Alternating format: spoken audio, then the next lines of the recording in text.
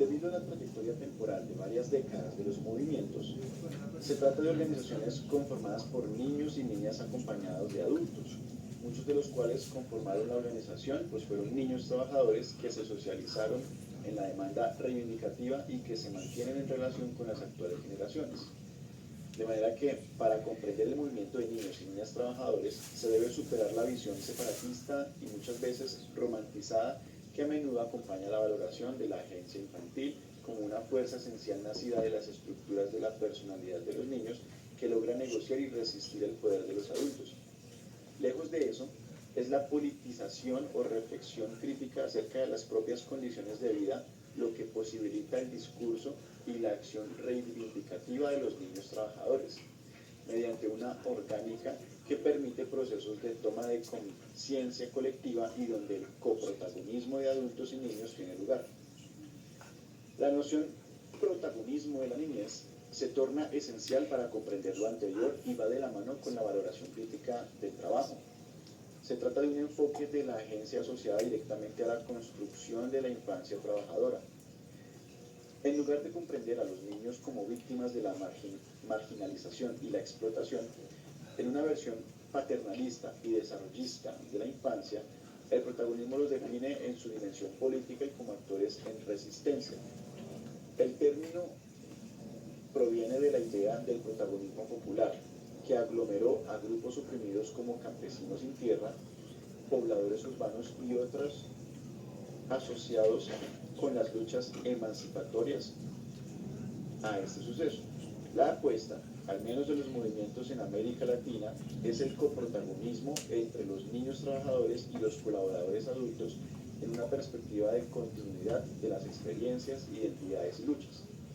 Asimismo, diversos autores desde la academia o el activismo tienen un rol en la construcción discursiva y en la estabilización de las ideas.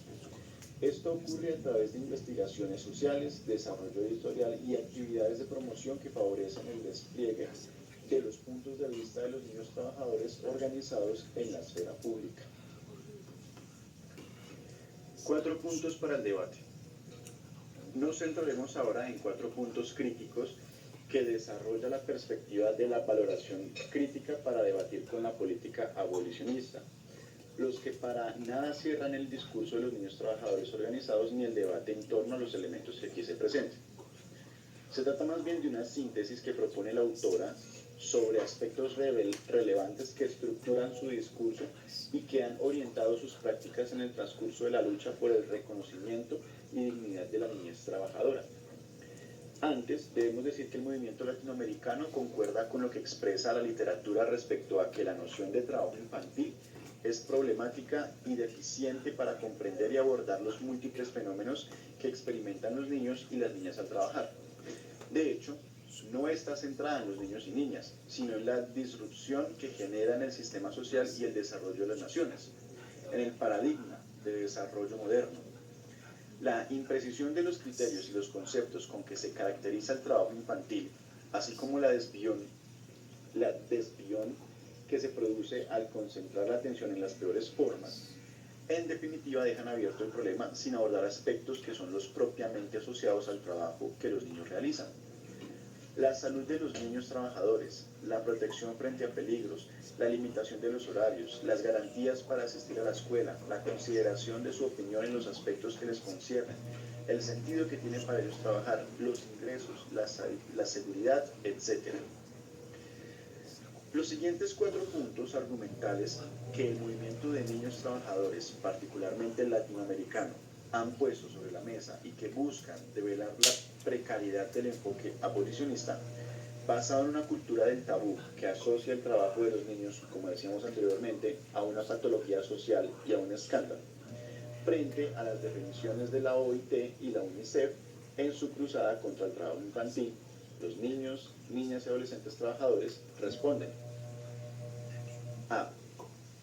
El trabajo es una actividad que contribuye a la vida de los niños y a sus familias, siempre que se realice en condiciones dignas, por lo cual lo que se debe erradicar no es el trabajo, sino las condiciones que lo vuelven indigno y peligroso. El Molagnatz sostiene explícitamente como una de sus consignas más difundidas: si al trabajo digno o a la explotación, sí al trabajo digno, no a la explotación, aludiendo a la necesidad de diferenciar ambas nociones. Uno de los académicos y activistas más reconocidos de los movimientos de niños trabajadores a nivel mundial, el alemán Manfred Liebel, en su ensayo teórico propone que en el caso de los niños y las niñas, la noción de explotación adquiere una connotación moral, mientras que aplica a los adultos conserva mientras que aplicada a los adultos conserva su componente económico, y considera que la moralización de la explotación de los niños trabajadores es una estrategia despolarizadora. Propone, al igual que Smelder, la urgente distinción entre la apropiación de plusvalía a través del trabajo que los niños realizan y la opresión de que son objeto debido a la inmersión en relaciones de poder. Ambos son componentes del llamado trabajo infantil, pero la política pública parece querer obviar la primera dimensión. En todo caso, el uso del término explotación por parte de los propios movimientos de niños trabajadores también debe ser materia de estudio. Al menos hasta ahora, lo que se puede identificar es una demanda de distinción para rescatar los aspectos positivos del trabajo, su fuerza dignificadora, y resistir al discurso hegemónico que vuelve el trabajo en sí mismo un perjuicio. B. Por otro lado, el movimiento se opone a la integración del trabajo con actividades que no son trabajos sino delitos, como A. el trabajo forzado a la trata de personas, B. la explotación sexual infantil y la prostitución, C. el involucramiento de niños en la producción y tráfico de drogas, y D. la utilización de niños en conflictos armados.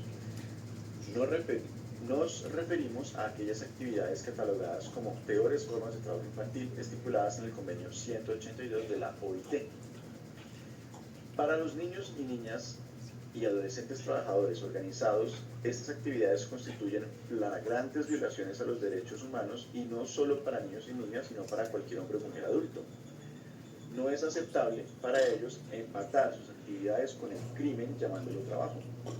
Aclaran, por otro lado, que aquellos trabajos que impiden a los niños la realización de sus derechos también constituyen atropellos. En este punto hay que hacer otra distinción importante. La política abolicionista concibe el trabajo infantil como una falta de derechos per se. Los niños trabajadores, en cambio, conciben el trabajo como un derecho que no debe ir en contraposición con sus demás derechos. En una entrevista durante una protesta callejera, un dirigente de la Unión de Niños, Niñas y Adolescentes Trabajadores de Bolivia aclara esta perspectiva. Nos dicen que tenemos que estudiar, jugar y estar bien de salud, pero gracias a nuestro trabajo podemos jugar, estar bien de salud y tener educación. Compramos nuestros uniformes y libros. La posibilitación que el trabajo ofrece a los niños trabajadores para mantenerse en la escuela ha sido destacada en diversos estudios.